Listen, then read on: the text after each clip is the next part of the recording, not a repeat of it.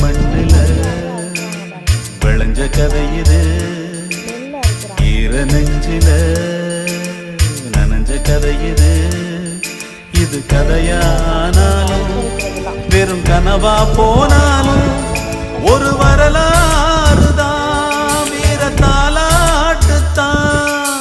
கதை போல தோணும் இது கதையும் இல்ல, இத கலங்காம கேட்கும்